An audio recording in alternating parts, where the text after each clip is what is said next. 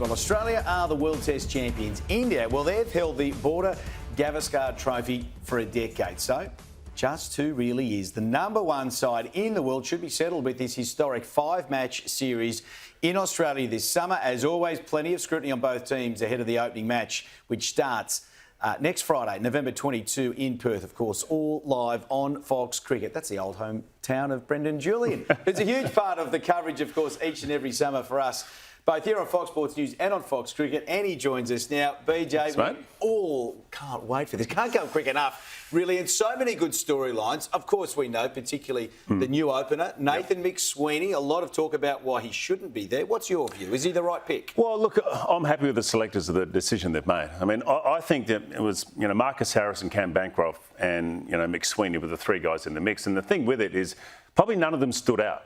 Cam Bancroft has scored runs in the last two Sheffield Shield seasons, but could not get a run in 6 digs, leading into this summer. And I think having sort of known George Bay, the way he goes about his selections, I think he's looked at McSweeney and gone, you know what, this guy's organised, he's played really well, he's got good defence, he's looked quite well, quite good against India A. So I think that's held him in good stead. But technically, I think he's better than the other two. So I'm happy that they've gone with this guy. Look, he's been there or thereabouts. Yes, he hasn't knocked the door down massively with runs, but I think he is good enough. And I think he'll be a good addition with Khawaja at the other end. And don't forget, we're going to need another opener. Khawaja, I think, will end his career at the end of the summer. I mean, he's 37. So you're going to need another opener. So Bancroft and Harris and whoever's up the top, don't despair. You get out there and score runs in Sheffield Shield cricket, you could be going to Sri Lanka for the next Test series. What about Australia's top six? If we go a little bit deeper, Marnus Labuschagne, for instance, hasn't really set the world on fire. Steve Smith, we're not quite sure where his form is at the moment, and a few others that we haven't seen a lot of in the last couple of weeks. What is your read on the top Look, six? I think it's a worrying sign. I think the big ones there are Travis Head and Mitch Marsh. They have not played enough. They haven't played in the last 3 or 4 weeks. They haven't had a decent enough cricket. They've been on paternity leave. So all of a sudden, I think those guys need runs out in the middle to get themselves going. So that is a question mark. I'm not saying they're going to be rubbish, but someone like Heady, the way he bats, he needs form going in. So he could be a bit hit and miss, who knows? And then you've got Mitch Marsh in the middle order who could come off, but he hasn't played cricket. I agree with Shane Lee that it is a bit loose up the top there. Labuschagne has not looked good in this one-day series against Pakistan. And then, you've got Khawaja, which I think will be fine. I think Steve Smith looks really good. But it is a worrying sign in the middle order for Australia, especially Marnus up against Harris Rolfe in this one-day series, nicking off, not quite getting his feet going. So, I don't think they're going to come out and dominate, but they could prove me wrong. But there are some worrying signs. The key for me will probably be, Alex Carey. I think he's been in great form. I think Smith looks good, and Khawaja to me is solid. So there's 3 that you can build something around it. And McSweeney, will he just be finding his feet? Just to stick with Marnus here for the moment, is it technique? Is it confidence? No, look, it's a bit of everything. I mean, for Marnus, the way he plays, he needs to get out there and score lots and lots of runs. I think he's that type of batsman that loves to feel the bat on ball. And I think the Indian bowlers, especially the seamers, will be looking to target him just outside off something. He loves to feel the ball. And early on, when you're out a bit of nick and you're not quite in a lot of form, you nick the ball off, and that's a bit of a concern. And I just thought the way that he faced Harris Rolfe in the one-day series, it really exposed him. So that's where they'll be targeting him. But he's good enough. He'll love Test cricket because he can let the ball go. He loves to let the ball go early on, so he just needs to give himself a bit of time. And then you mentioned Steve Smith. Ageing, yes, but was there enough in those ODI innings that you makes it look like, okay, it's the Steve Smith we know and love at home? Yeah, I've got no problems with him. I think he'll have a real special series. I think he looked good in the one days. I think he is thriving on this big series. And look, Bumrah is a great bowler, but he's probably a guy that's going to captain the side, so he might have a bit more pressure. I think he'll love the conditions. I think he loves being back at 4. I think that experiment at the top of the order, I don't reckon he loved that. But I think he's fine. The way he was moving, the way I've seen him in the Sheffield Shield, I think he's ready to go. Now, my ears pricked when you mentioned Alex Carey. It's not often you hear his name as being a key part of this batting order. But in your view, he could be the prized wicket. Why is that? Well, I think he's the informed batsman out of the top 6 going into it. I think he looks good. He scored the most runs. I'm expecting him to have a real big series. I know he's a keeper coming in at 7, but I think he will be vital to Australia. Wouldn't be surprised if he scores the most runs in the series. He's that type of guy. I think he's ready to go. I watched him over there in that test match in New Zealand. He looked really good. It was a difficult test match. To me, that was a breakout innings for him.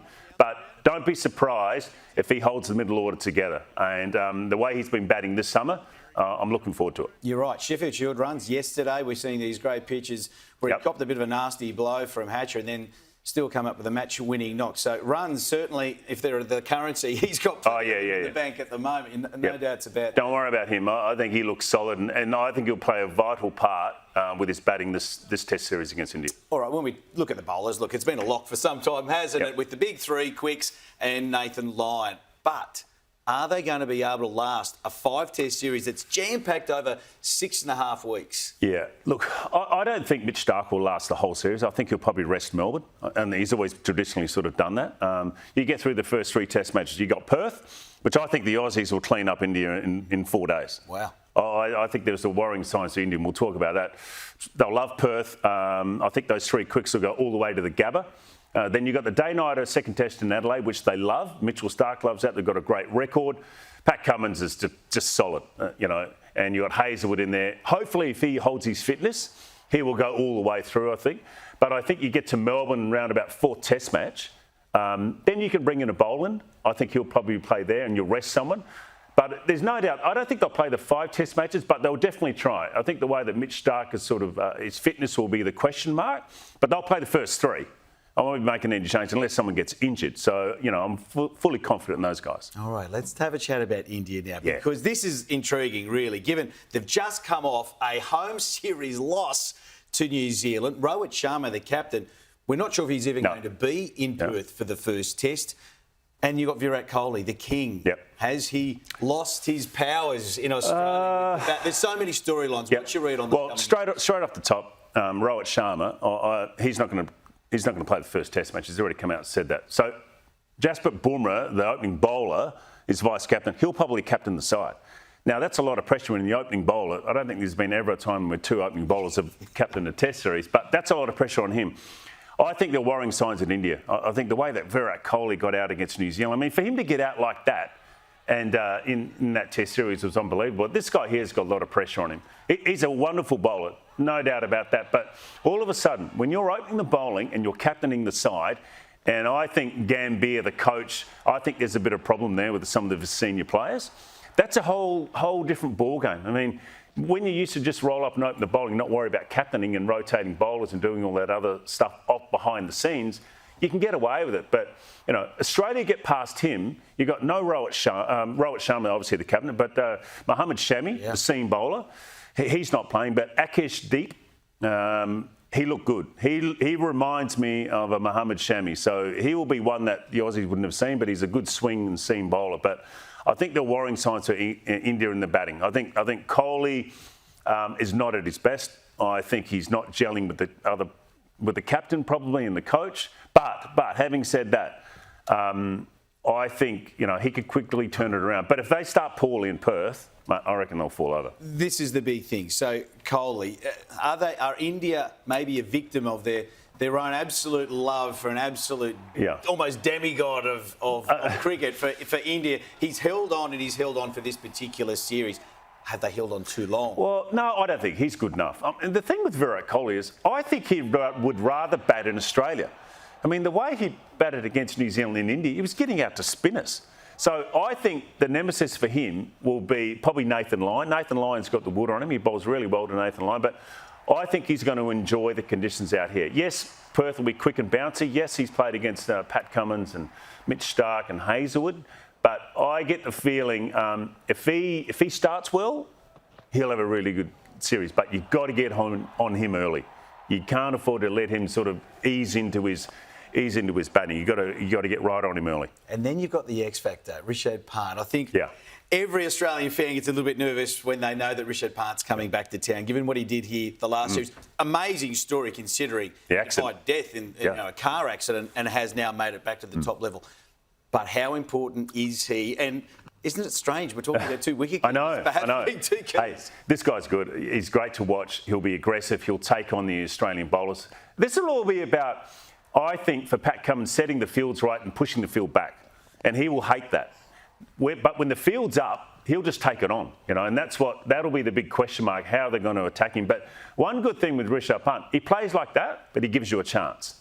And if he's coming in and they're 3 down or 4 down early with not many runs, does he sort of close up shop or does he play like that? I think he plays like this. I think he's better when he's more aggressive, but you can get him early and he can give you a chance early. It's all about taking advantage of that. That battle between he and Nathan Lyon, is that almost the big one-on-one that could define the series? Well, if you're going into Perth and Adelaide first 2 test matches, you're probably not bowling Nathan Lyon against him. You're probably going with the big quicks, really. That's what I would be doing. So, but Nathan Lyon's obviously going to have to bowl. But you go Perth, Adelaide first 2, then the Gabba.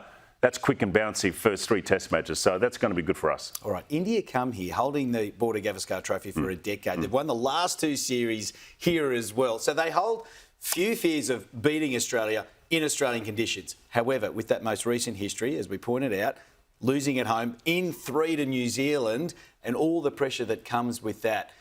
If we look towards next Friday, walking out at Perth, which team is under the most pressure and why? I think India are under the most pressure. No captain, loss of form of Virat Kohli in the middle order. Gambia, the coaches come out and trying to defend their senior players. When a coach does that, there's a bit of trouble there. I reckon they're under massive pressure. Don't forget, I think the Aussies will beat them in Perth. I mean, we have not won a series against them in 4 series. So this is cherry ripe to pick up India at the moment. But I think there are signs in that batting order that they are going to struggle. And I think, as I said, we'll beat them in 4 days, but you've got to put your foot on them early and you've got to be aggressive. I think India, yes, they have the experience, they have everything like that, but coming off that series against New Zealand, they lose Perth, that's 4 in a row. Then they go Adelaide with a pink ball test match, that's trouble for them. And then you go to the Gabba as well. So this is the ideal time for us to beat India, no doubt about it. They go into it with a lot of pressure. They've got to pick our opening batsman as well to replace Rohit Sharma. So there are signs in there that, we should be going there with a lot of form. Our bowling looks good. Yes, our batting is a little bit wobbly, but it's going to get down to what side bats the best in this test series. I don't think we're going to see scores of 400 or 500. We're going to see scores of 350 in an innings and grinding it out. And it's going to be the 1 or 2 partnerships that will change test matches. So I think they're under the pump. India and Australia go in with some good form, but a little bit of worrying signs of the top 6. And just finally, the Fox cricket team, it's always star-laden. You guys must be just rubbing, and ladies, of course, yes. with the wonderful team that we have. Can't wait. It's going to be a huge series, jam-packed. Yeah, it is too. And the big thing, it was first one in Perth. And when I was over there for the 1 day against Pakistan, it's grassy on it. I looked at it with the test pictures. There's a lot of grass on it. So I reckon Pat Cummins will be winning the toss. He'll be definitely bowling.